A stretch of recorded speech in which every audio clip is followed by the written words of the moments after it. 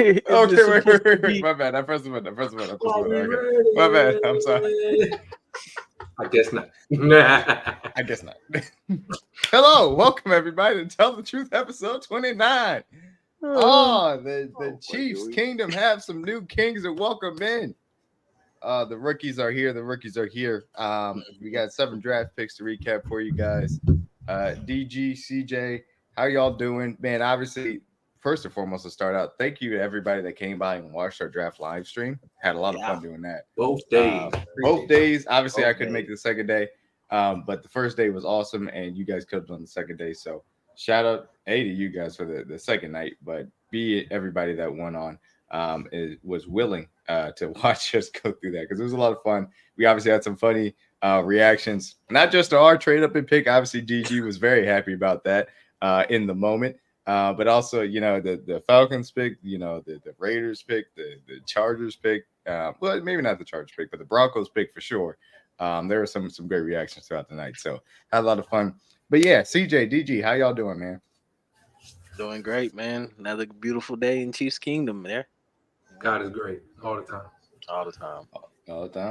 All the time. So yeah, look, like we talked about, obviously, brand new draft class here in Chiefs Kingdom. A lot of excitement. 2 trade ups, both in the first round to end the second round. Was able to get some consistent, big board steals as far as day 3 was concerned. Heard some very, very good grades cycled out throughout NFL draft media. Steezy, you were somewhere else for that one. I had to be professional here. Okay, you need to calm down, bro. Yeah, you got. You don't even know how funny that is. I don't want to hear naysayer say no more. Oh man. But news drop. Travis Kelce, the greatest tight end of all time, has gotten his requisite raise that it has completely been earned. He is now the highest paid tight end at $17.1 million. Yes, at $17.1 million a year. And that contract will go through the next 2 years for 2024 and 2025, despite as much as the NFL media could not for the life of them agree on what was going on with that contract when the news was breaking.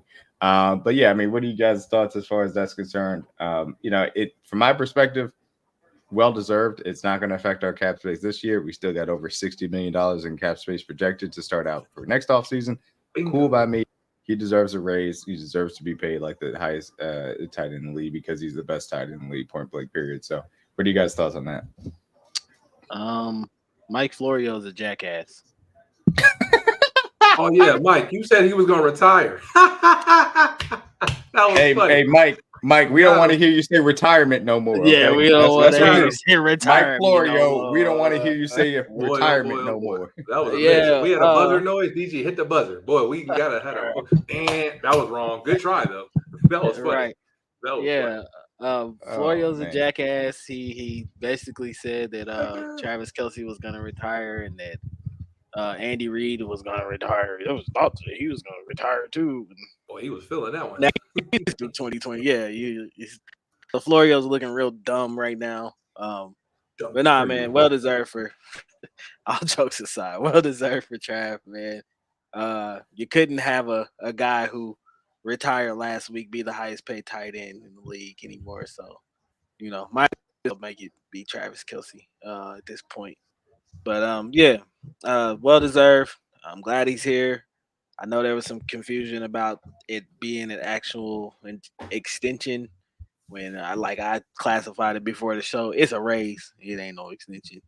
But he's not. I know he's definitely not going nowhere. Definitely think he plays out these last 2 years and rides off into the sunset, man. Definitely think that Trav knows that the end is probably near for him. So why not, go out with the team that you started off with and ended with a bang, man. Hopefully get a 4th ring will be. So best way to go out. Yeah, we'll see, But yeah, man, proud of him, well deserved and hopefully hopefully he buys something very nice with it. I'm already assuming that there's something in the works with that. So yeah, that's my thoughts on it, man. No, absolutely. Like DG said, echo those sentiments. Well deserved, long overdue, because we've had a lot of conversations over the last 3-4 years, even before Tyreek Hill left, like why Travis Kelce is severely underpaid, and given the fact the position, obviously his value was obviously always over exceeded given what he did for this offense since he stepped into Kansas City in 2013. Obviously missed the first year with the foot injury, and then ever since then he's hitting the ground running, and obviously had the record for most 1,000-yard seasons in a row. I think he's only less than 90 yards away from getting 10,000 yards for his career, or 1,000 receptions for his career. So I think he needs about like 92 or 93, I think, last time I checked. So he's very, very close to doing that as well. So he could break that this year. That'd be a hell of a milestone to break. Obviously, we know he has all the postseason records for like most catches, most yards, and everything like that. He passed Jerry Rice this past year and winning the Super Bowl. So that was a hell of a moment to see. But and I think if you look at his numbers, he usually goes like double digit, single digit touchdowns as far as his game log in his career. So last year was a single digit. So if you want to grab him in fantasy, like DG said, if he wants to walk off in the sunset, what better way than to go out there and have another 1,000-yard, 10-touchdown season? So, no, I think it's when we have the arguments of who's the greatest tight end of all time, Travis Kelce definitely in that room.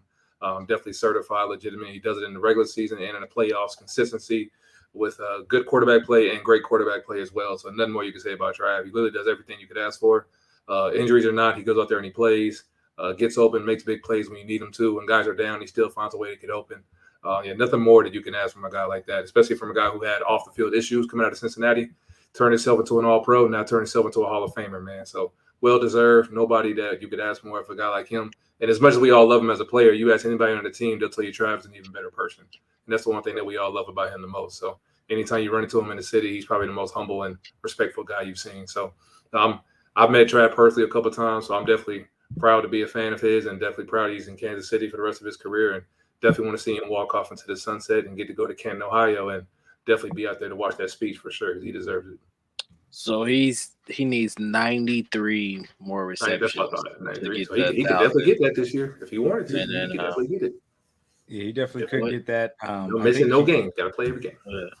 He's got a really good shot. He'll pass Antonio Gates here. Good pass Antonio. As far as yards and receptions are concerned, his next touchdown, I should say, he'll pass up Witten as well. Obviously Witten's going to be tough. Witten's going to be tough to catch from yards, but I was like, if he puts it back to, if he still can get you, at 1,000-yard seasons, he's got a shot. 1,000, 1,800 yards is kind of where he needs to be for second in yards all time. TDs.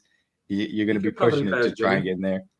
He can get past Jimmy. He can get past Jimmy, but getting past Rob will be tough from that standpoint. But to your point, when you were talking about specifically the actual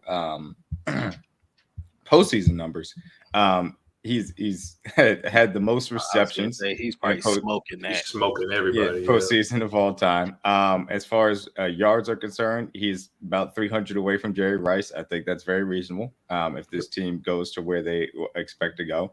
And touchdowns, he's 3 away from Jerry as well. So you could see him by the end of this year, and certainly at the end of the year after, be the all-time reception leader as far as yards, actual catches, and then touchdowns in the postseason all time, which for a tight end is, also, and that's completely unprecedented. And he would do it, and probably would end up being less games than Jerry Rice. It'll be close. Yeah, it'll be close, but still be close. Is he the greatest tight end of all time? Yes, I think he is. I will continue to say it. And I'm gonna and I tweeted longevity playing with and without number one weapons. I don't know what more you can ask him. Tight end is the only actual offensive weapon position in which unprecedented actual output is just ignored. It doesn't make any sense to me. He has by far the most 1,000-yard seasons by a tight end of all time. He was able to do it in a row when most guys couldn't even string together 4. So that it's insane to think about, the production that he's had on an insane level. And then when you add on top of it, because you got to give credit to guys like Witten, to guys like Antonio Gates, to what Robert Gronkowski's been able to do specifically as far as touchdowns are concerned, that have a level, and Tony G, of course, because he's the leader all time as far as yards are concerned. But What none of those guys can stake a claim to is literally being tops next to all-time great wide receivers, winning wide receivers of all time as far as postseason is concerned. That's a different level of, hey, I'm taking my game to the next level when it matters most. None of those other guys can say that truthfully, and that's what sets them apart to me. You have unprecedented production as far as regular seasons are concerned, having passing games year in, year out, top-level passing games run through you on a consistent basis, and then adding on top of taking your game to another level, historical levels, as far as the postseasons are concerned. I don't believe that you can match that from any other tight end in NFL history. And I know other people will argue about that. And I love that you look at it, whenever he got his contract extension, it was full of Boston people that are salty that now they don't have anything to root for. And the main argument they had was you're doing it with Tyreek Hill. Well, Tyreek Hill left, he's had 2,000-yard seasons. Well, this year wasn't a 1,000-yard season because he sat out the last game. But if he missed 2 games this year because one for sat out, one for injury. If he plays those 2 games, he smokes 1,000 yards. So the argument of like quarterback play we did it with and without Alex Smith, with and without Patrick Mahomes, with and without Tyreek Hill. So I don't know what other argument you really can use for him against him, honestly. Like he has the consecutiveness, the playoff moments, the big moments, game-winning touchdowns, with and without number one options next to him being the number one option, doing it after 30, before 30. There's really no other argument you can use against him, honestly. Well, look, and you know what you argue about without Tyreek Hill. Guess what? In the postseason, the last 2 years, he's averaged 87 yards per game and had a touchdown in every game he's played in. I said it don't matter if he's out there or not. All due respect to Tyreek, is amazing, but regardless if he's there or Travis, so Travis. When it matters most, nobody gets it done like him at the tight end position, and his production is unique to the tight end position. You've never seen anybody like him in NFL history. Sorry, go ahead, DJ. No, I was gonna say not too bad for a guy who can't block. You know, not too bad. Not too bad. Remember, they said he had character issues when he first came in the league. That guy. And he will be the winningest tight end as well when the Chiefs add their next wing. Just so we keep that in mind. Gronk. We on them hills, Gronk. Get ready, Mr. Coming for them rings, Gronk. We right next to you. You about to be in the rear view. The ring right that's the only one he has. You're right there. Hi, Rossimo. So that's obviously a little bit about Travis Kelce, well earned. And a little bit of transition. Obviously, we saw a little bit of work. I believe it was maybe a day before the draft. Travis Kelce went down to Texas to Camp Mahomes, and they did a little workout session. Got some catching and throwing done in there. Had a very good time down there, and there were some prospects that were picked that were also down there with him. And so now we get to talk about those guys specifically as well. And it starts with this man right here. The owner of the fastest 40 time in NFL Combine history, and your new number one, and I do mean like literally the number one because his number is number one in your hearts. Wide receiver in Chiefs Kingdom, Mr. Xavier Worthy himself. He was picked in a trade up from 32 to 28 with the Bills of all teams, which Lord knows we didn't expect under any circumstances. And again, no issues for me as far as the value is concerned. Brett Veach moved back a little bit from 95, I think, to 131. It's fine. A little bit of value there. Moved back from the 6th round to the 7th round. Again, no issues there. It's cool. It's a big swap, so you moved up a little bit. And they went to get their guy as far as Xavier Worthy is concerned. Obviously, the record-breaking speed, but it needs to be said, this man is an all-around wide receiver from the standpoint he has a very good ability to stop and start. He understands how to set up cornerbacks using that deep speed and get separation underneath as well. He can work into the intermediate areas of the field. I think he has very good ball tracking skills. A lot of people are going to, harp on his drop rate. Reality of the situation is 2022 specifically hiked up that drop rate, and he was playing with a broken hand throughout that season. And this is a kid that is young. He's one of the younger guys that was taken in the first round of the draft. He also broke out as a young player. As a freshman, he was relied upon in that Texas scheme to be a difference maker in their offense. That is something that is predictive of success. You're talking about age, you're talking about young breakout ability. Power 5 guy at Texas showing out with his speed on a consistent basis for 3 straight years. There are a lot of times in which his numbers could have been even better, but some of the quarterback play was limited, to say the least, which I know DG can speak to as well. Ultimately speaking, we had gone into this first round, and from my perspective, if you were not going to be able to trade up for an offensive tackle, I understood why you may not be able to. The value may not have been there, things of that nature. We have heard that, Marius Mims was a heavy target for them that they wanted to go get. He ends up going to Cincinnati, and it's understandable why you weren't willing to sacrifice the value need to go up and get one of those guys. But you were able to sit back because obviously you traded up a little bit, but go get a guy that you really do believe is going to be a difference maker in this offense moving forward. And I completely am fine with that. And ultimately, that's why I gave it a B plus grade as far as my draft grades are concerned. And I'm happy to have Xavier Worthy in Chiefs Kingdom. So obviously, we had our draft night reactions, but having to sit on it for a little bit now. DG, how do you feel about it? And then we'll ask CJ as well. Yeah, still out to me. Very excited for Xavier to be here. Not only just from an emotional aspect or whatever, but for me, more of a scheme aspect of what he can bring to this team.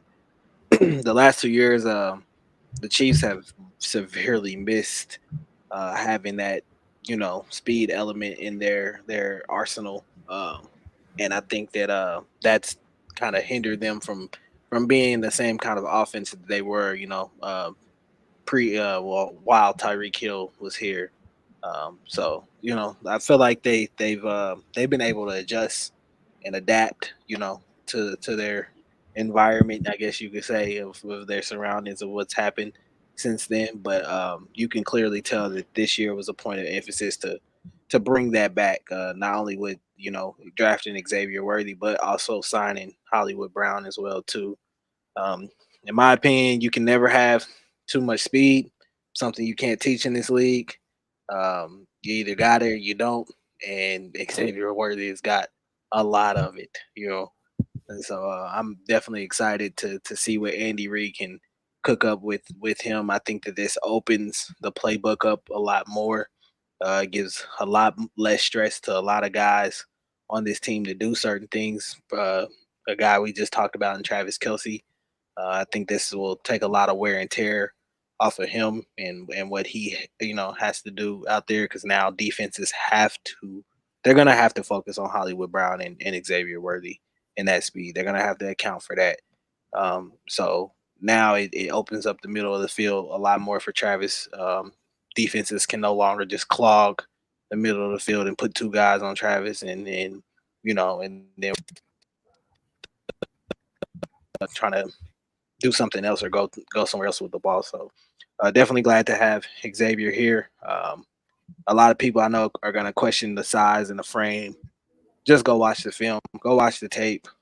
Even last year, I know what people will say, he didn't have probably as great as a year as maybe his previous years in college or whatever, but still put up good numbers, even with all the quarterback changes that happened at Texas last year. Quinn Ewers going down, and then Malik Murphy having to step in as a redshirt sophomore. That both him and Adonai Mitchell still put up, numbers that help us win. So, yeah, man, he's a gamer. He's gonna be tough. I don't care what anybody says. Xavier Worthy loves football, and he loves to win. So at the end of the day, he's here, and I'm glad that we got him on our side. Glad we don't have to face him for sure. No, absolutely. Couldn't agree more. One thing we've always echoed these sentiments since Andy Reid stepped foot in Kansas City. All his receivers, he values versatility, and that's one thing that Xavier Worthy different brings to this football team. Not only can he play outside, he can play in the slot. He's also a return specialist as well. So having three phases in your game definitely makes you more valuable to any football team, but especially the Chiefs, because any receiver, we've kind of all have like our gripes and our complaints about what type of receiver we want for this offense. But I think we kind of know, kind of like if we had to build a perfect receiver for Andy Reid, it would probably be anywhere from like 5'11" to 6 foot, preferably anywhere from like 170 to about 190 pounds. And he would prefer for you at least to run somewhere between like 4.3 to maybe low 4.5s, if anything. And obviously, he's able to worthy a little bit of the exception, a little underneath the weight, like a wrinkle. Look at his RAS score. He cleared everything outside of like height weight, which is kind of like debatable because he's not really short, but he's not really tall either. He's like that 5'10", 5'11" range. And obviously, he can still gain weight in the time he's here. You obviously put him in the weight program, put him around with our nutritionist system. And obviously, they're going to get his weight up to, and I think Andy Reid said he would prefer him to be around 175, maybe 180. which I think is very attainable, especially when you're playing in an NFL locker room and they put you in the type of nutrients and type of systems they're going to put you on. But no, I love X's game, man. He does everything. A receiver that definitely understands coverages, knows how to get open. A guy that's willing to play all over the field, and he definitely. I went to the season ticket member extravaganza they had on Saturday for the last day of the draft, and he was sitting there talking to the fans, and he says he played everything in Texas, X, Z, and A. So when you're a guy that's played every single spot, Sarkisian and Andy Reid have a relationship, so they talked about him deeply, going back to his freshman days, like D-Mac said. So when you have a guy who loves football, to DG's point, a guy that's willing to learn and willing to play every position, is not selfish, willing to run coverage to get somebody else open, but also willing to make a big catch and make a play himself. That's one thing that this team definitely values, and especially when you're a receiver that's willing to make a play, any way you can help your team, whether it be returning the football, blocking, running a route for yourself, or clearing someone else open. You can't ask for nothing more out of a player, on top of the fact of his amazing speed, which is the obvious. So, and last time a guy like Andy Reid had his hands on a guy like this with Deshaun Jackson, and we know how that turned out. So I know it's kind of a lazy comp, but it makes sense. Like when you look at the tape, I see a lot of similarities too. The slight frame kind of underrates people, and they think that he's not as physical. But the DG's point, he played bigger than what his size would give him on tape and on paper. So I think it would definitely be advised for people to watch the film. A kid that can play everywhere on the field is always what I love for this offense, because if you can't play multiple spots, Pat doesn't trust you, especially in 2 minutes. You have to be able to know the X, Z, and A, and know everyone's position, know all the route combinations. So if you know the whole flow of the offense, you know the whole route tree, it makes your job that much easier, especially when we want to go up tempo. So I love the pick. I love him. We've all been wanting him this whole offseason. I didn't think it would be the Bills. Last person on my mind, I thought they would trade with us. But nothing more you can ask than get a speedy receiver like that, and explosiveness, and a guy that's willing to work hard and has the right personality and the right mental to come in here and want to win and make an impact right away. Nothing better you can ask for, man. It was a great pick, and I can't believe he felt it was like this. But hey, it is what it is. The Bills must love losing to us in the playoffs. Like, they must have this kind of. We got dirt on them. Sean McDermott and Andy Reid are friends, apparently. So he must have said something. Bro, I don't know, man. It's a choice. And look, I do get it. You got to do the thing that's best for your team. The Chiefs are the team that really wanted to come up, and you take the value. So be it. Obviously, they traded back again with the Panthers, and the Bills end up taking Keon Coleman, who has had some very hilarious post-draft press conference and moments, to say the least, because Keon Coleman's a funny dude. But ultimately speaking, you guys spoke to it, what he brings to the table. There are obviously size concerns, but when you're playing Andy Reid's offense, the issues of getting off a press aren't as big. And I do think that he has good hands. And even though that there are some catch point issues because of his slider frame, I do think it will bulk up. And I do think that it won't matter as much because he's creating so much separation, especially down the field. And you see the ball tracking ability really late to show those hands and snatch it out of the air, man. I do truly think he has one of the best sets of hands in the class, even if it's not necessarily as great an ability to box people out and attack the football from that standpoint. Another point that I do want to say, just for the overall offense, before we move on to the next guy, is it's so nice to have the speed back, because you could not access the deep third of the field as far as last year looked like. And even the year before, it was kind of tough as well. That's why we had to get so, kind of methodical with our offense. But now that you have Hollywood, now that you have Xavier Worthy, both of those guys can interchange as far as speed underneath and speed deep at times. It's very nice. It's going to open things up for Isaiah Pacheco in a way that he hasn't really experienced, because he was never here with Tyreek Hill. It's going to open things up for Mahomes in the way that he can access all three levels of the field now. It's a great way to operate an offense. And we'll talk about what it's going to look like overall, obviously, as we get closer to the season. Moving on, though.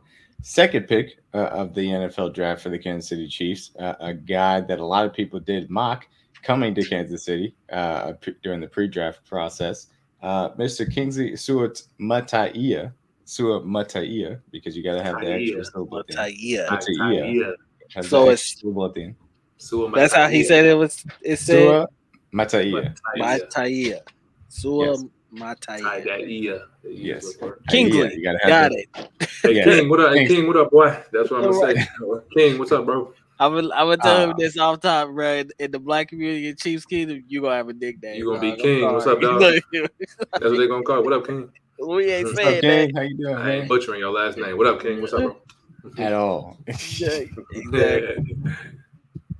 But yes, Kingsley Suamataia is your newest offensive lineman added to Kansas City. Again, another trade up moved slightly back as far as I think it was 6th to the 7th, just to move up one spot in the second round, specifically to secure Mr. Sua Mata'ia. And it makes a lot of sense from that standpoint. The tackle run had pretty much gotten to the end of it. Blake Fisher had just gone. Roger Rosengarten had just gone to the Ravens. It was time to grab your guy, and that's exactly what Brett Veach ended up doing with a guy that you could see here, an athlete, a real athlete, a very good athlete for his position. Good acceleration, good explosion in his lower half. He's built very well. Again, 34-inch arms plus. He does play with that real length as well. You gotta love to see the way that he handles guys as well. He really plays with power. There are some aspects of his game that need polish, and that's the reason why he ultimately lasted to the second round. There is going to be a chance that he comes in and competes with Wanye Morris and wins that job outright. We will end up seeing how that ends up working out. All things considered, though, whether he does end up playing this year or it's a 2025 and beyond pick, this guy does have the tools and has a base of where he showed in college. It was something over 400 plus pass blocking snaps and only 2 sacks allowed, where he can be a plus starter as far as left tackle is concerned, or right tackle is concerned for that matter. You can play either. You play right tackle in 2022, left tackle in 2023. So I like this pick. I again said I didn't necessarily like the idea of taking developmental tackle, which I think Kingsley would have fallen into for my personal preference at the end of the first round. At the end of the second round, it's an excellent pick. So I like what Sua Mata'ia brings to the table. CJ, what about you? How do you feel about Kingsley coming to Chiefs Kingdom? And then we'll ask you as well. No, another guy has the same type of comps that we said about X, versatility. That's one thing that this team values. If you can do multiple things to help this team win, because we all know when you get toward the end of the season, having two guys that can do two roles is going to help you more, especially when it comes down to roster spots and trying to bring guys out to practice squad. If injuries come along, you got to have different guys that can be able to make plays and help you in different spots. So having a guy that can play both sides of the ball, like D-Mac just said, is invaluable. So having a guy that can play left or swing tackle, in my opinion, after left tackle, a swing tackle is the most important position on the football team, in my opinion. Because whenever an injury goes down, you can have someone bump out or somebody be able to switch and block on the other side of the ball. That's a very, very tough thing to do. I know people think it's just simultaneous or just very like easy transition for a lot of players to make. But if you guys who watch football, it is very, very hard to just switch and just block on someone you've been blocking your entire life. So the fact that he did that in college and did it at a seemingly good level to high level in certain spots, that's very impressive to me. Because that shows he's willing to work. He's not selfish, and he'll do whatever it takes to help the team. So having a guy like that, I think, is invaluable, especially for a guy like Andy Heck, who, in my opinion, is one of the better O-line coaches in the league.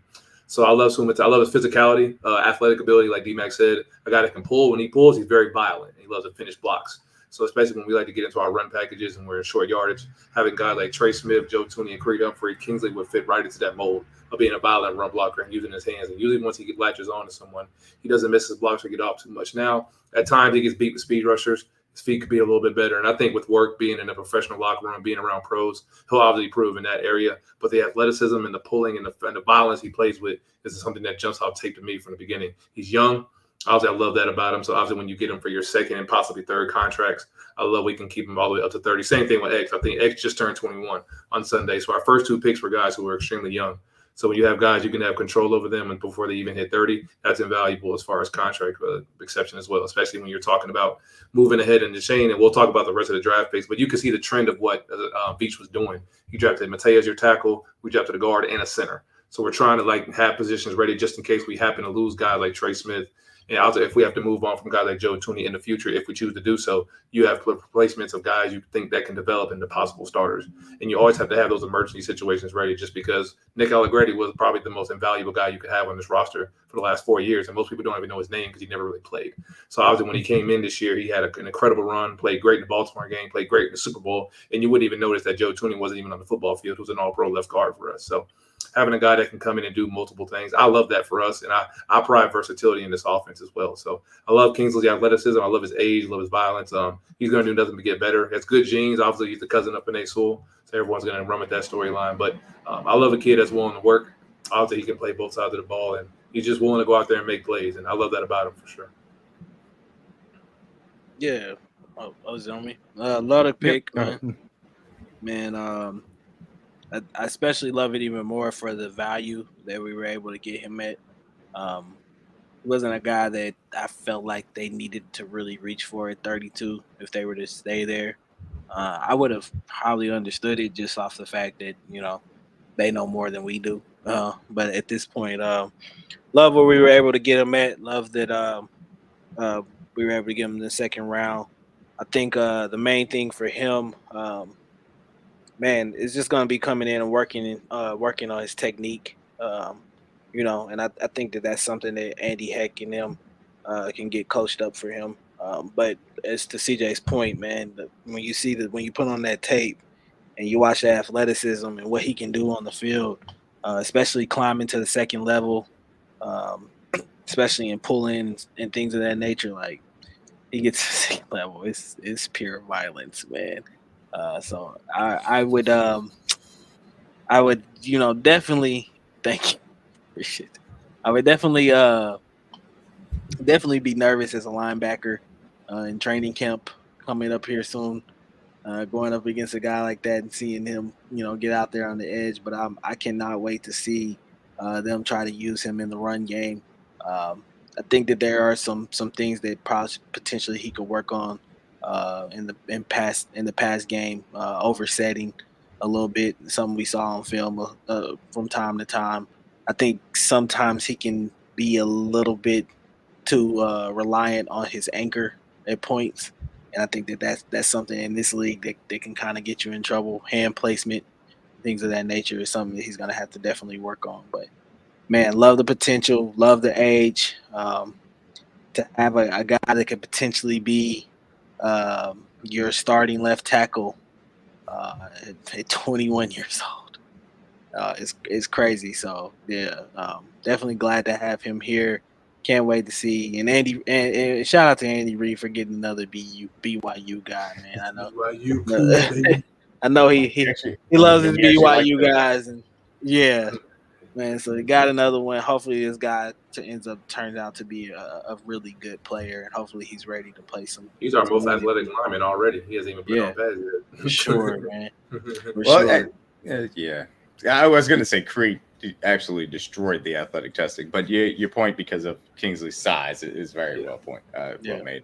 Now I will agree with you certainly on the pulling point. Like you can see in the same ways in which and I'm not saying he is this guy, but the same ways in which Penny Sewell moves, you can tell that there's some bloodline connections because he moves in the same way, where it's a lot of big mass, but moving very quickly with purpose. But again, there are things to clean up from a technique standpoint. Like you mentioned, obviously hand placement, sometimes where he's overstriding, sometimes in which he can be with power. But again, that hand placement, those things on a technical level, you trust Andy Heck to teach him as they go through. And it's something that offensive lineman is not an issue we have developing.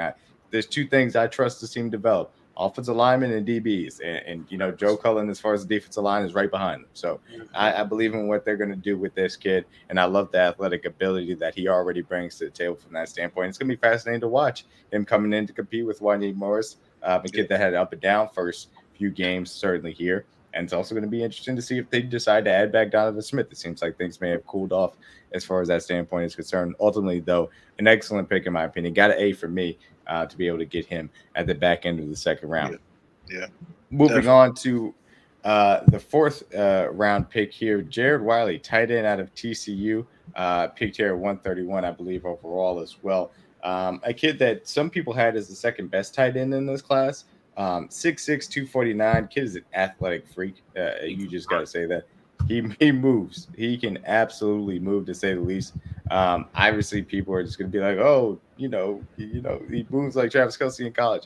I will not take it away. Like, it's not like the craziest thing to say, but he just doesn't move like Travis Kelce in college. It's not the reality That situation. wiggle But is different. He is very strong. He is very tall, and he is very fast. All of those things are true, and he certainly is a good athlete as far as his athletic testing is concerned. Has soft hands, so I think that this is a significant upgrade at the very least over Blake Bell. I think that he is probably a better receiving tight end right now than Noah Gray. He may not be a better all-around tight end. We'll end up seeing how that shakes out throughout the season. But as far as tight end seems, I think that he does that much better than Noah Gray because, again, he's a taller target. He's a different type of tight end than we've necessarily had with Patrick Mahomes, which is very nice from that aspect as well. And I think he pairs well with Travis Kelce as well. He can be in line. It's not necessarily that he's a great blocker, a little bit undersized, but I should say underweight. I should say he's not undersized at 6'6", but he can move some guys as well in the run game. And so, our heavy personnel set, something that we like to lean on, but was underpowered, in my opinion, because of Blake Bell, has now got upgraded significantly. And I love the versatility on the offense because of this pick and obviously what we've done in the wide receiver room. So I was happy to see it. He was not somebody that was necessarily extremely high up on my radar. I didn't think that they would necessarily spend such a premium pick. Well, I won't say premium pick because it's a fourth rounder, but as high of a pick as they did on tight end. But I'm glad that they didn't take a guy on day 2. They got a guy that was really probably a day 2 value here on day 3, because I do truly believe that in a year or 2 or 3, if he's taking over for Travis Kelce, he's not going to be Travis Kelce. He's not a guy that you're going to run his offense through. But he certainly can be a guy that's a starting tight end in this league if he develops correctly. And you look at the way that tight ends generally in this league athletically take a little bit of time to develop and then break out, maybe halfway through their rookie contract. He's a guy that can actually fit that bill and be a starting tight end in this league, in my personal opinion. So how do you guys feel about this pick in Jared Wiley coming to KC? Man, I'm excited. I love it. Yeah, definitely love it, especially for the opportunity for him to come in and learn from, one of the greatest tight ends of all time, especially for learning from a guy that's got a similar, I guess you would say, similar built and frame like he does or whatever. But what I love about him the most, man, is he catches the ball with his hands. Like, that's something from some guys that you don't see often, but this is a guy that can get up the seam, those back shoulder fades, things of that nature. He's gonna put those big mitts out there and come down with it. So I think this really helps the Chiefs, especially in the red zone area. Gives them a guy down there that arguably becomes a size mismatch down there. So yeah, I definitely love the pick. Probably still some development needed there as far as route running ability, getting in and out of breaks and cuts and things of that nature. But I think that's something that sitting behind Travis Kelce, he's gonna have learned and be able to develop. Watching him and seeing what he does and learning how to be a pro. So love the opportunity for Jared. My expectations aren't going to be high at all. Just because this first year, I just want him to sit back and learn and really just absorb everything. Kind of the same way when Travis kind of came in and Anthony Fasano was here, and he kind of sat back and learned. Then we saw him blossom, his second year or whatever. So I think this is the same kind of situation, hopefully. And hopefully we got a guy who is going to be one of Pat's favorite targets from years to come. So.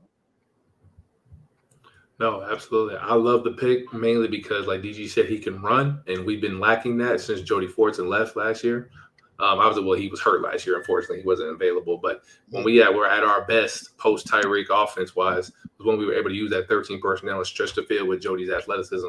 So having a guy like Jared Wiley on this offense brings all that back and more, because I believe he's a better blocker. And obviously, when you get into those third and short situations when we want to go 12 or 13 personnel, I'll low no grade for what he offers for this offense. I think he's one of our more clutch players, because when we throw the ball to him in a big moment, he usually comes down with it. But I think when you have that 6'6" frame, obviously you match that with Travis Kelce's 6'5" frame, and obviously you have the speed element with Hollywood and X. You have so many options you can do, especially when you get into the green zone and in the red zone for this offense. So having a guy that can stretch the field and run a seam is just going to be invaluable when you go 12 personnel, when you have Travis in a stance, and then you have Jared Wiley in the wing right next to him on his hip. When you have two guys stretching the defense, you can't really force your help to one side or the other, because both guys can make plays outside of their frame, and then you have two receivers both running sub 4.3 stretching the field as well. So it's going to make this offense look very similar to what it looked like back in 22, and I'm super excited just because we were so limited last year, to D-Mac's point, having a guy like Blake Bell. I love Blake with everything he did for us. He's just limited athletically. Noah Gray can play as well, but he's just not necessarily the biggest frame that you would like. And he's not a small guy,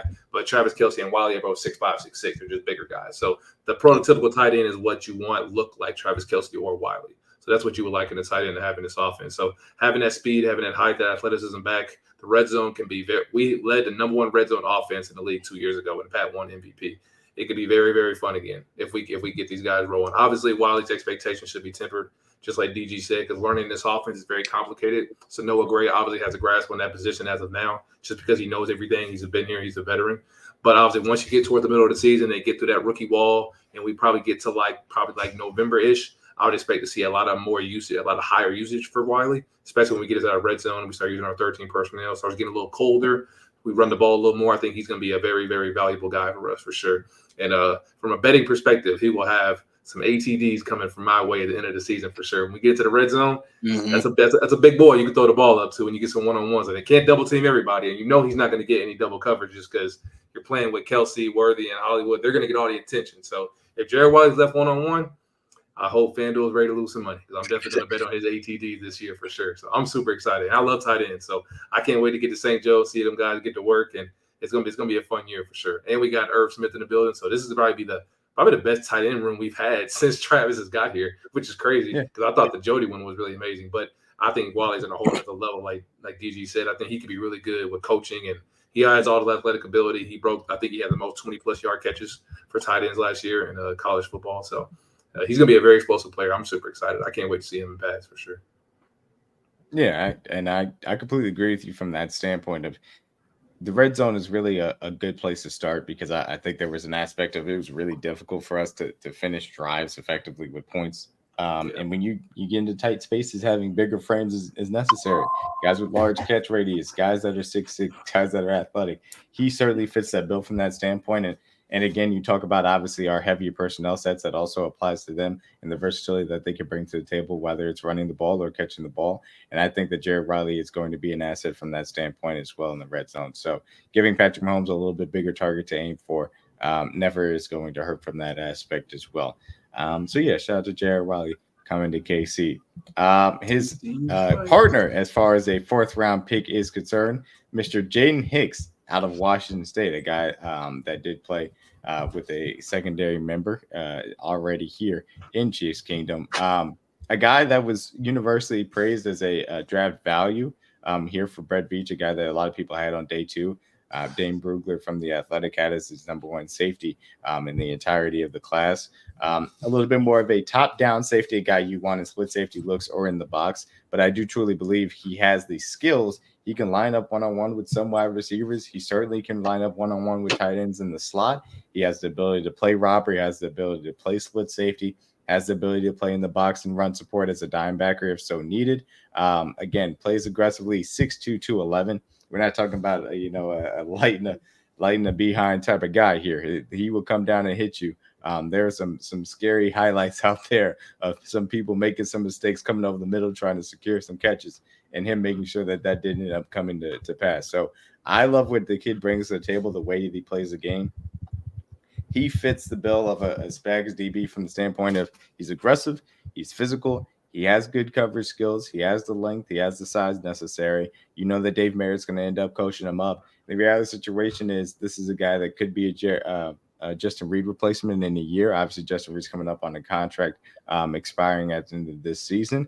He could take over as a starter, next to Brian Cook or next to Reed throughout the season. This could mean a little bit more Shamari Connor in the slot. I talked about a little bit how the DB picks are going to tell us a little bit about what the Chiefs feel about the entirety of that room. And look, ultimately, Hicks could have just been that great of a value so that it didn't necessarily matter about how they felt specifically about the room. But Shamari Connor more in the slot, Trent McDuffie more outside. That's not a bad thing in my personal opinion. I completely get it from that aspect.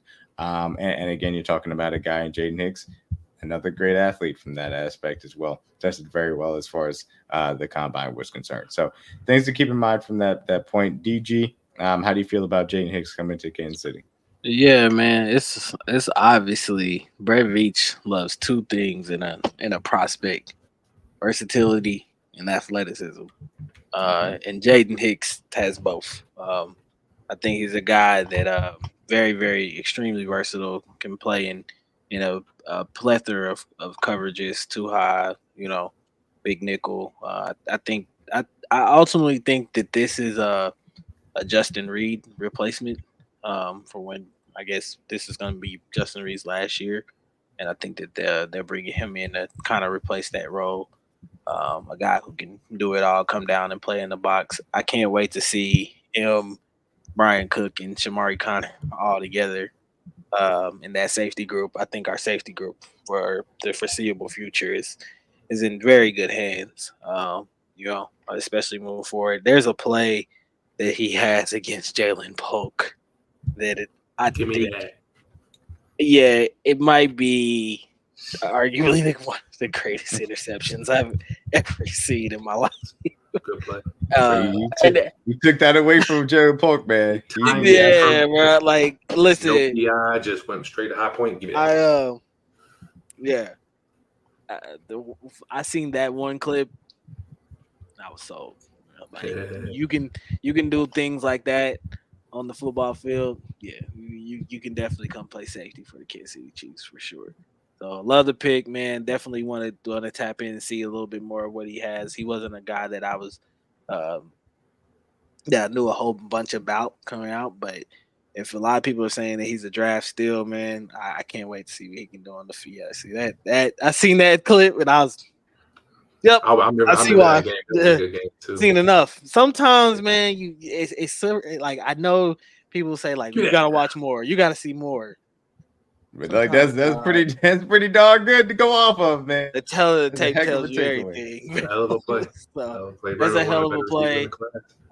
Definitely shows probably every strength that he has as far as being an athlete, getting back there, turning his hips, finding and tracking the ball, and then just to snatch the ball out of the air and take it away from a receiver. Well, we all seen Washington's receivers last year. Like, those guys were. We seen them during the draft too. Yeah, elite. Elite at getting down the field and tracking the ball and having great hand placement and coming down with it. So you can do something like that, man. Yeah, you can definitely play safety in this group. So I'm excited for him to be here. I think he's a guy that they use this year. I think Spags is gonna have a lot of fun with him. And I'm glad he's coming into a room where he can learn from a guy like Justin Reed as well, a vet. Kind of similar situation as Jared Wiley, a guy who's been in the league for a little bit. Learn some things from him, sit back and absorb, and be ready to go, especially for that late season playoff push. So. No, absolutely. I love everything that DG just said, and you can kind of tell Beach definitely has a type when it comes to the safety group. If you look at all the height measurements, they're all identical. They're all essentially clones. All of them are 6 foot or 6'1" at the tallest. So Cook, Chamari, and now Hicks in the building. You have all tall safeties, so nobody's underneath that short. Not to say like Mike Edwards was like short for his size. I think he was like 5'10", 5'11".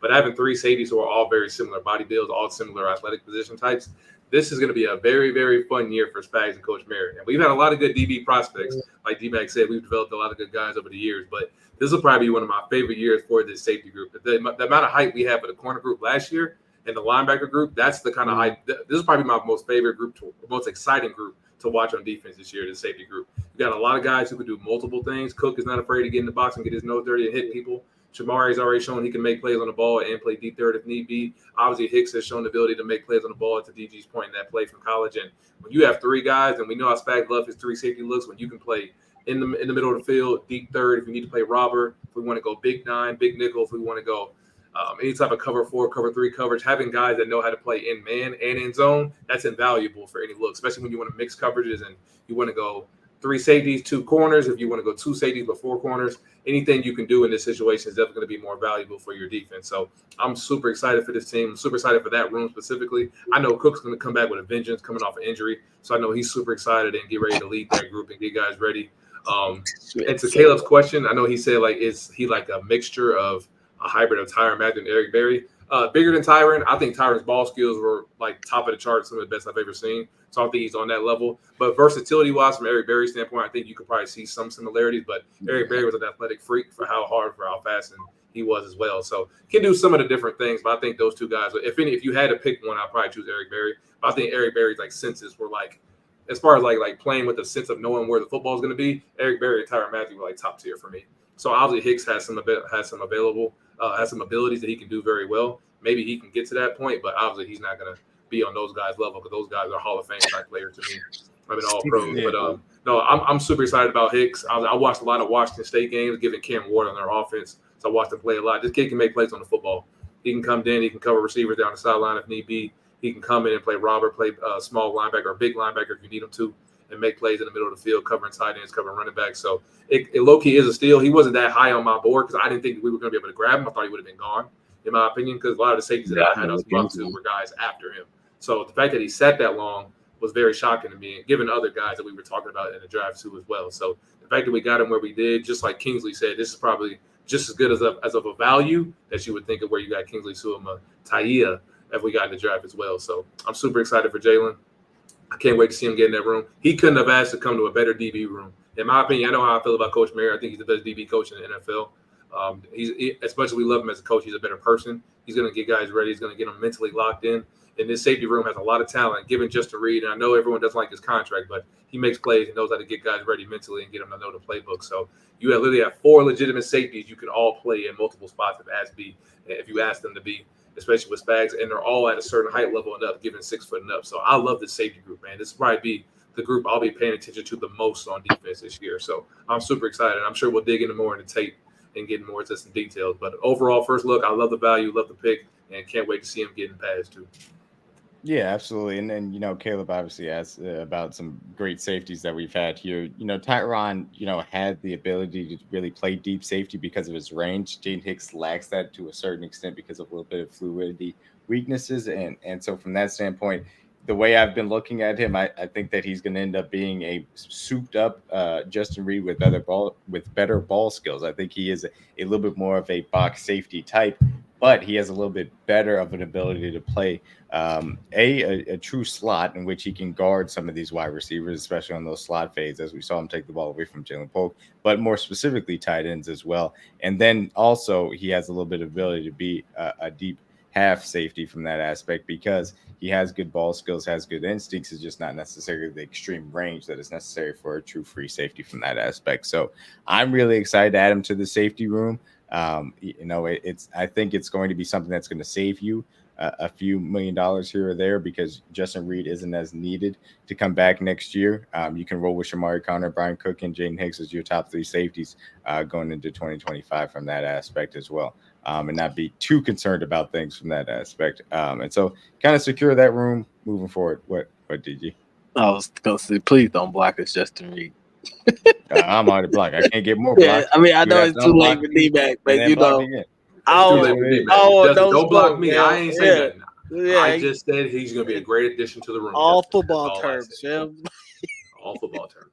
I wish he would have blocked that 4th down arm punt that Jordan Love threw against the Packers. I would love to see him block that. So I am really excited about Jaden Hicks. Jaden Hicks. I don't know why I said Jared. I said Jared Hicks. Y'all ain't noticed I put Jared Hicks on the dang. Boy, no. I had to mess up this man whole first name. That's crazy. Black family. He knows that. Jared Hicks. I apologize. The one to play safety. The one to wear 21. Him. Yeah, he knows his name. Dude, you know the boy that hit people hard? Yeah. That one right there. You know his name. Get over here. I gotta fly because I saw one hit. I saw one hit by Jaden Hicks. I was like, my goodness, you have to hit him that hard. Bro, you can cover. I watched a lot. I was in the Pac-12. There's a lot of passing leagues, and there's a lot of good receivers in that conference this past year.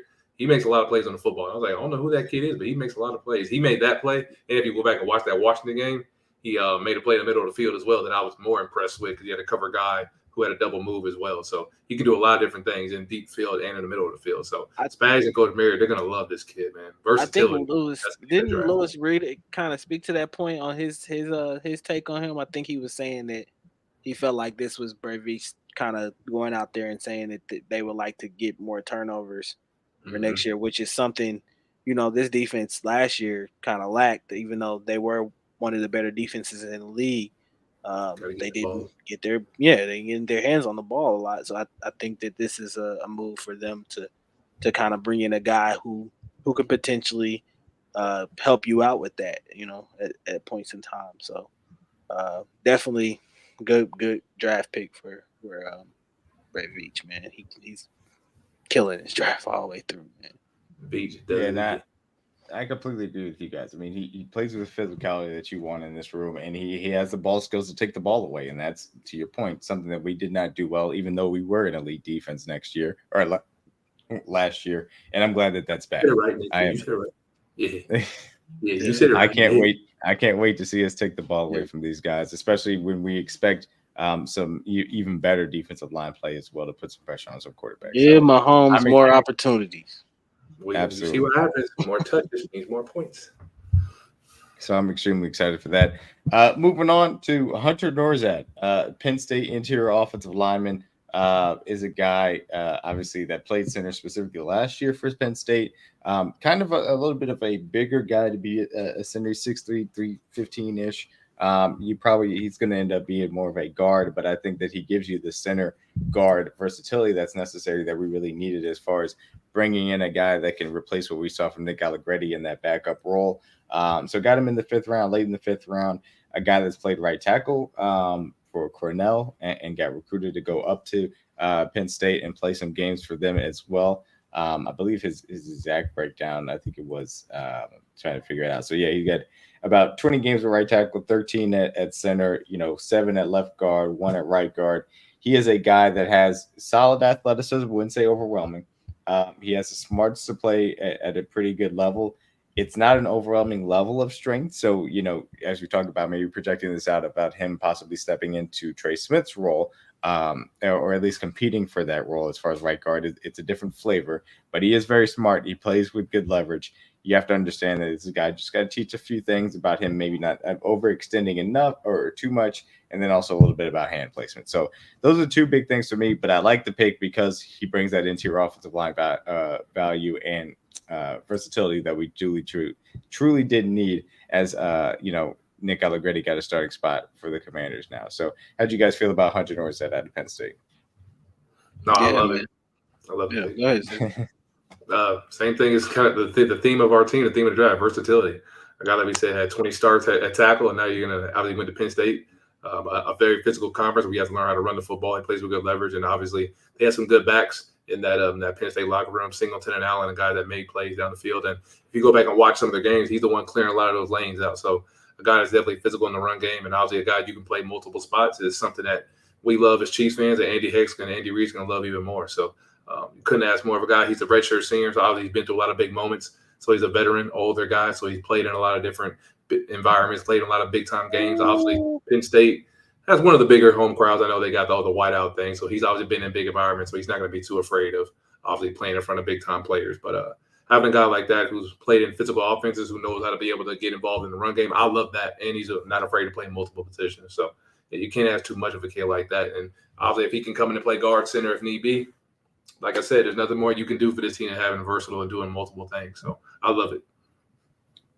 Yeah, it's always great when you can have guys that can move here and move there, and if somebody goes down or whatever, and we seen it in Plug this and play, game. baby. Yeah, Plug and injuries are bound to happen, especially when you're playing offensive line.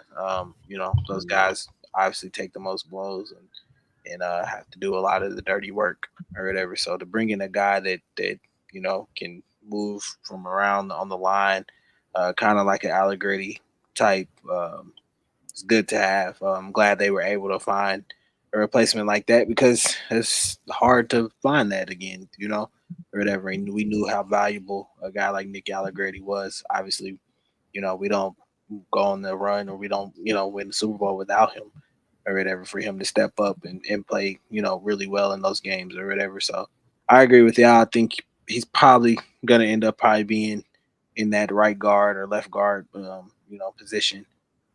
But I do love the fact that he has some experience in tackle. It's kind of feels like a Brett Veach break glass in case of emergency type of thing, So I'm glad he's here.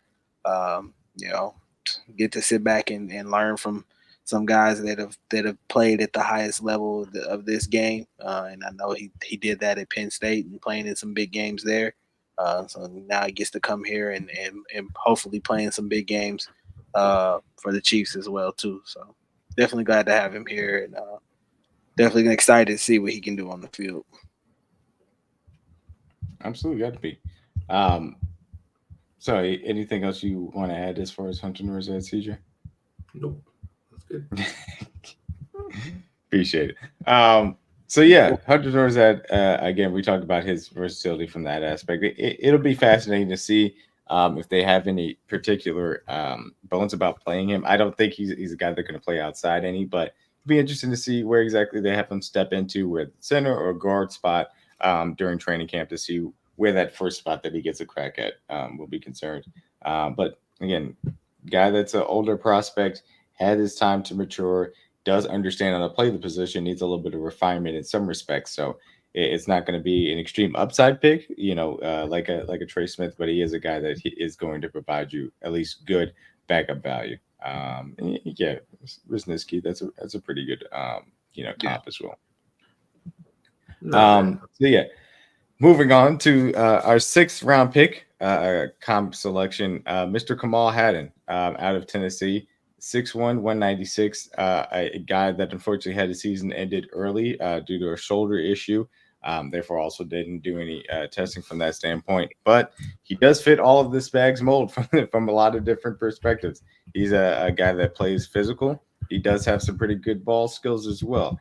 He understands how to stick on to receivers, give people some issues. A little bit stiff in the hips, not great agility.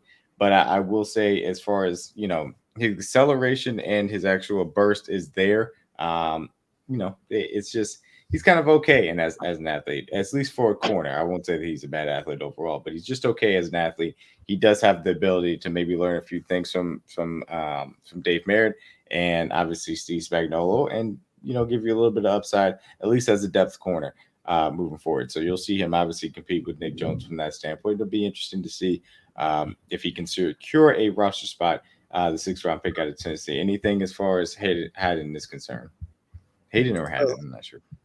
I would say the only thing for me, as far as what I've seen, I haven't watched too much of him either. Definitely glad to have him here and see what he can do as well too. I think he was a little handsy, a little bit, but I think you made a point, D-Mac, the other day in the space, just saying that as we get closer to postseason and refs start to kind of swallow their whistles and stuff like that, that those kind of things don't come up, as often. So I think, if he can come in and play with the same kind of physicality we've seen our corners play with, it obviously be a tremendous help for us. Definitely love the size, 6'1", 196. I think he is or whatever. So hopefully he's ready to come in and compete. Excited to see what he can do on the field. Excited to watch him, man. Hopefully he can learn and make the 53, man. So better be ready to play special teams, though. I'll say that. Oh, absolutely. Oh, for sure. Right. Sure. Yeah, you gotta play some special teams, man. I definitely respect Kamal for what he's done. Obviously, he played at JUCO. He went to Independence Community College, so I got love for that conference. Was he on the show? Was he on the last chance? He was there. He was there in 19, so he probably was.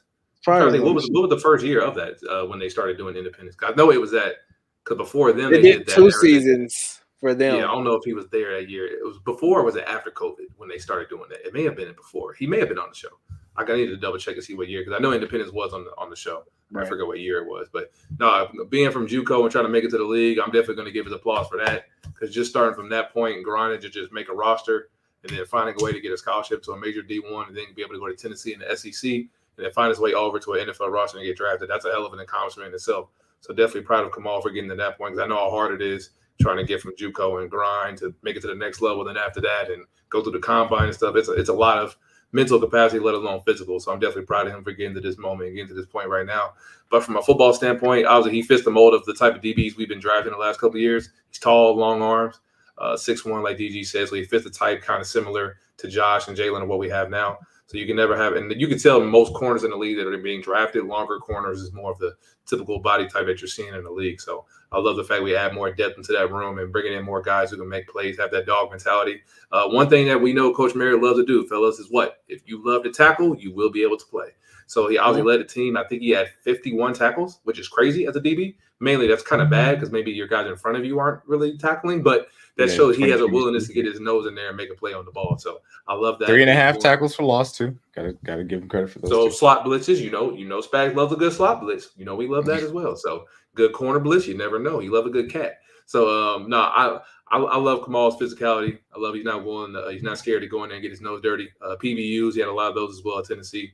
So I looked at some of the tapes, some of the clips that when we drafted him on Saturday that I watched on the way home from the season ticket and everything. Better in zone than he is in man. And I think you could probably say that about Josh and Jalen as well. So I think the more you obviously see him get in the system, and the more you see him work on his footwork, and Spags and Mary get their hands on him and get him to learn what we do and trying to integrate himself into our locker room, into our family, I think he'll be a better player. But for now, I think he'll be a special teams guy like DG said. But if his numbers are ever called, I think he'll be ready for the moment because, like we said, he's had to grind to get his way to here now. So I don't think his mentality is going to change anytime soon. But a guy that's long, physical, love to tackle. I think the work ethic is there. I think he'll be a great addition to the team, and definitely excited to see what he can do in the future going forward. But all the attributes that you love for a DB under Coach Merritt, he has that.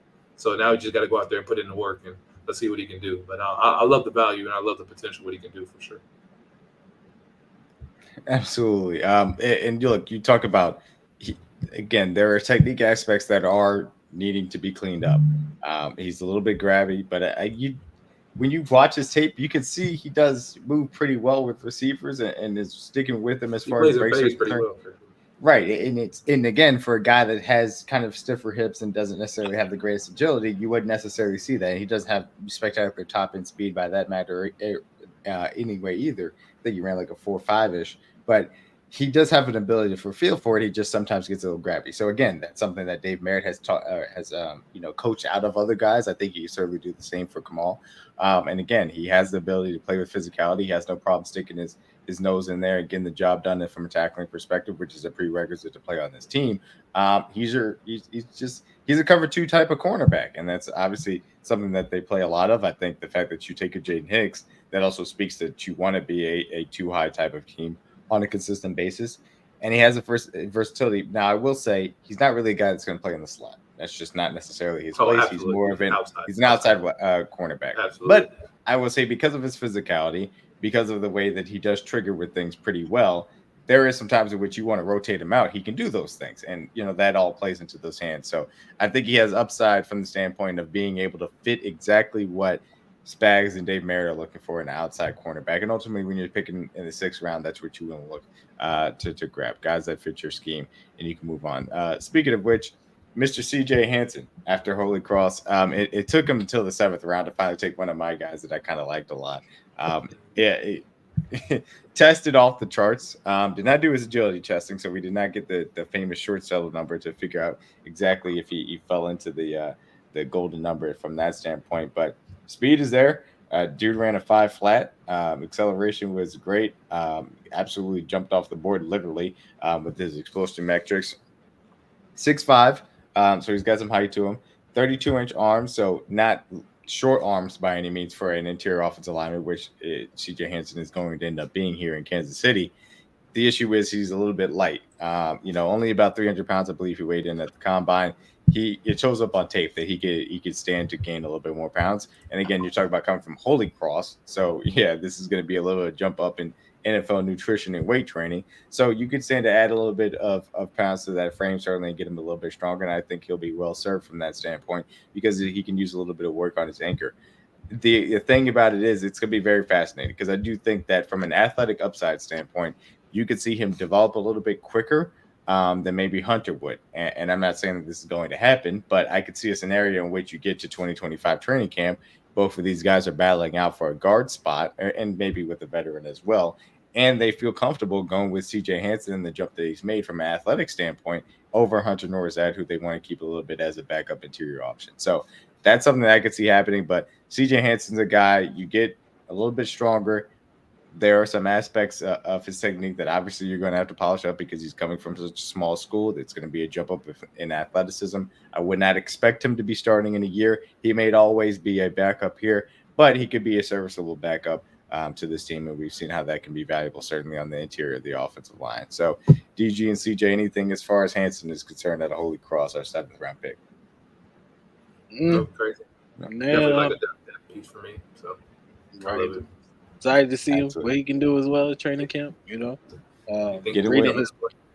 Reading his profile here, it says good eyes and hand twitch to pass and receive against twist, which I think is something that this interior offensive line last year, from time to time, kind of struggle with. Maybe just some with communication things and So maybe many some reps. elements. Yeah, but if he can come in and help with that, and be valuable piece for that, then you know definitely can be in the Chiefs uniform.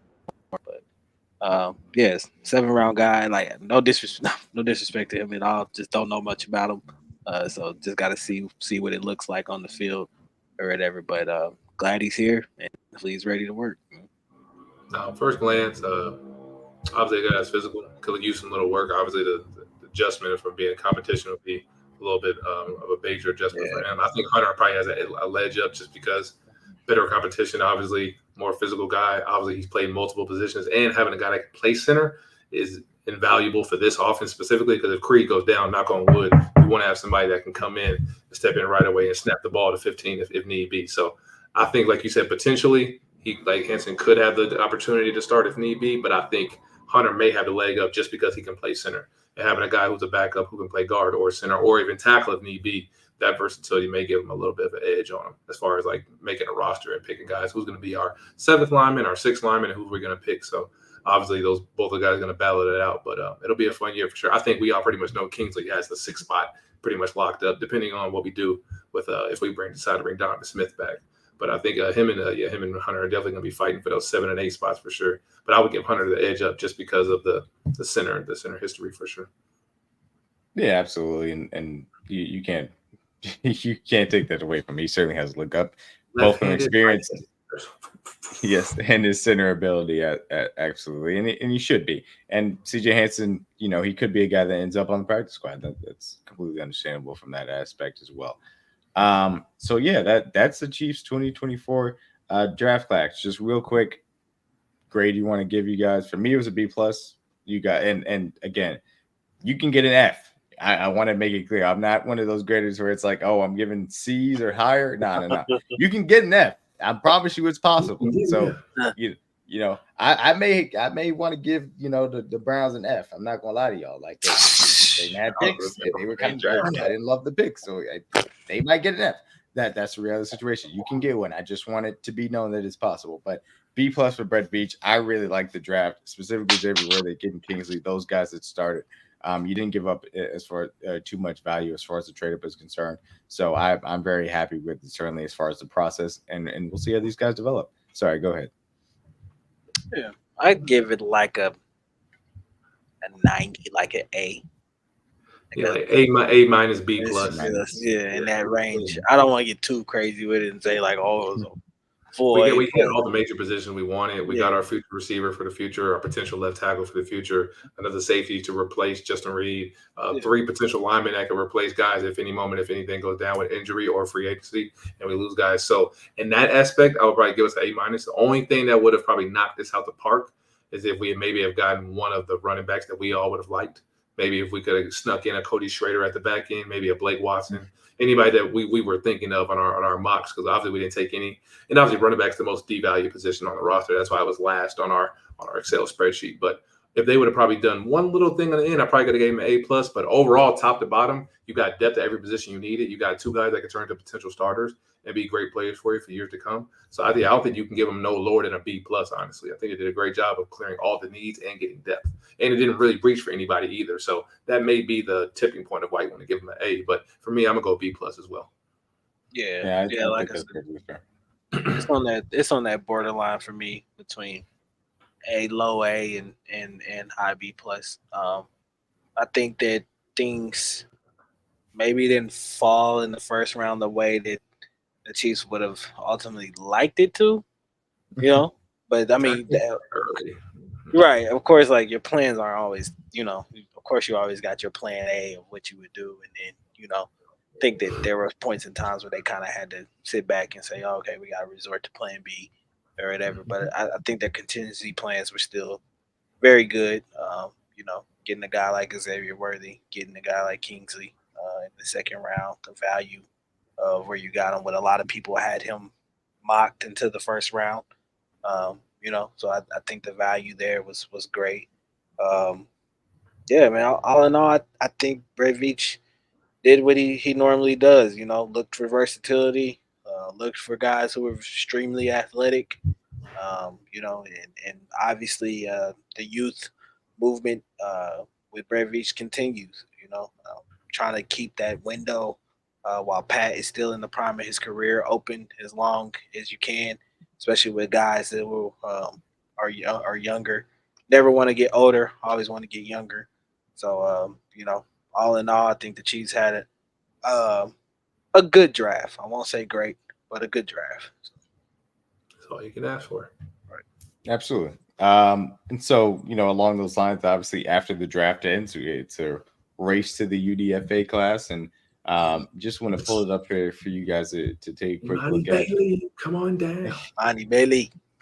So obviously I was going to ask, if any of these guys specifically stood out to you guys, anybody you wanted to highlight, but it sounds like you guys already have your guy, Monty Bailey, Monty out of Bailey, TCU, the running back. So, okay, he is a guy that I don't personally love, but we'll get into this and as a wrap-up question. But tell me why Monty Bailey should be the third running back on this team before we get to training camp and get to see these guys. Oh, why should he? Oh, I can't make that argument. Not why should he? He could have a chance to be. I watched it. It wasn't necessarily crazy, but let's. I mean, right now we're staring at him, Hunter Steele, Reese Zammit, obviously other guys that we brought in. Prince, everybody back, yeah. Prince, yeah. I mean, do you feel like you would pick any of those guys over him right now? No.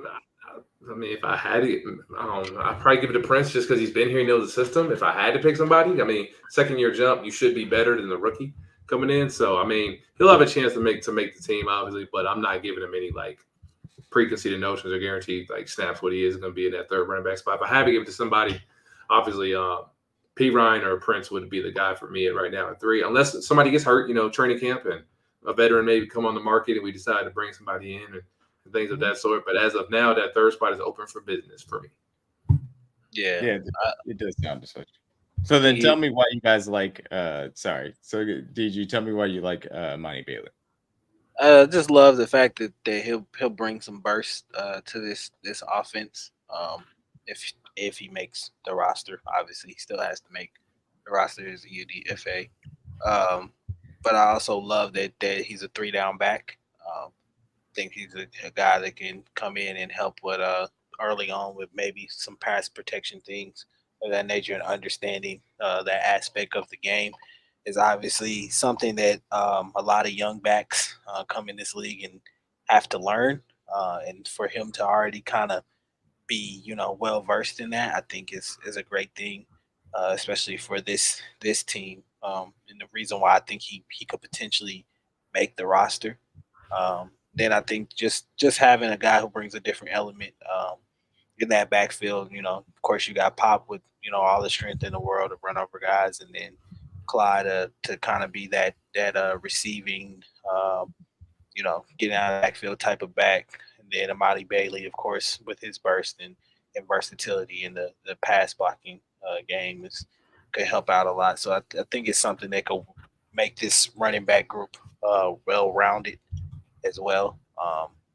Having 3 guys that can all kind of do different things at points in times. But hopefully he makes the roster. Like I said, it's still a long road ahead for him, but excited to see him on the field and see him in training camp as well too. And man, go watch TCU. Just, some of the things that he did at TCU. Incredible, man. So excited for a guy like him. I'm low-key excited to watch Keontae Ingram. That's probably the guy that I was just looking at the first mock of the roster. I know he was with the Cardinals last year, and he went to Texas, ironically. I know DG likes him, but I'm probably most excited to see what he does in that third RB role. He was kind of explosive for what we've seen with the Cardinals. I know his role was limited, didn't get a lot of snaps. Obviously, they had James Conner and plenty of other running backs in front of him, but as far as the guy getting the RB3 role, I would probably give him maybe the leg up. I think he's the most explosive guy we have outside of Pop and Clyde, so if I had to pick somebody right now who I'm projecting is going to be RB3, I would pick him right now. But Prince has an opportunity as well, and P. Ryan. So those 3 guys will be fighting for the spot. I expect Bailey to be a special teams guy, practice squad as of now. But, yeah, I think Ingram, P. Ryan, and Lamichael are definitely going to make it interesting for RB3.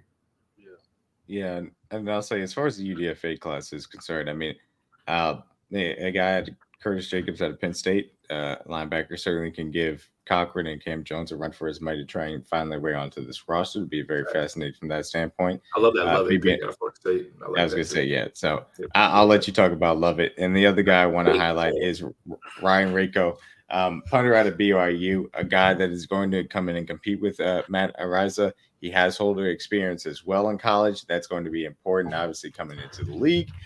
Who's going to be trusted to take over for Tommy Townsend in that aspect.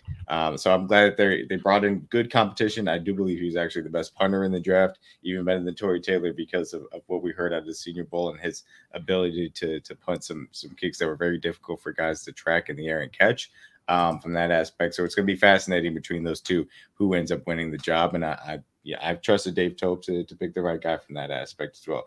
CJ, talk to me about Fabian Lovett. Fabian Lovett, a big boy. Obviously, we have a lot of good D linemen in this room. This kid is very athletic. Obviously, Florida State was full of guys that went to the league and got drafted for obvious reasons. That was a championship roster, and I thought they should have won the national championship if they would have been healthy. But obviously, he had a lot of good players around him. Brandon Fisk, who we mocked a lot of our drafts. Jerry Verse, who we didn't mock, but obviously was the edge one or edge two, depending on who you were talking to. But obviously, Lovett 6'4", 35-inch arms, 314. So he's a big boy, big fella. Definitely can separate from blockers. Not the most athletically gifted guy, but given that size and that frame, he definitely plays physical for given his arm length and his size. And I think if you put him next to guys, obviously like Turk and Charles and Chris, and have him learn from guys, and no better guy that I think he want to learn from a guy than Coach Joe Cullen. But I watch a lot of Florida State tape, and he definitely makes some plays every now and then, playing next to great players. Never really was an alpha, but when you're got that tall and you have that long of length of arms, I think it's going to help you in the league as far as well detaching yourself from blocks. And I think we were one of the highest teams in the league at batted passes.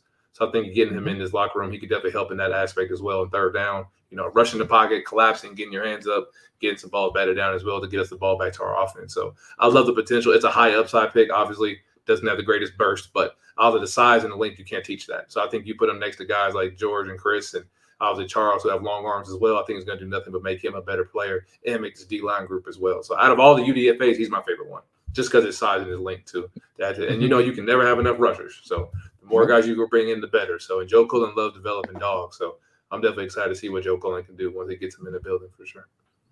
Yeah, absolutely. I'm looking forward to it. Just to get these guys with Joe Cullen, just to see what they're able to bring to the table as well. So, just the last question, as we kind of head into obviously the entirety of the offseason, and we'll be doing kind of position by position of breakdowns as far as the Chiefs are concerned. Some recaps as far as previous season and what we saw and what we will project moving into next year for the Chiefs. But just kind of a quick overview as we now have the draft and UDFA class.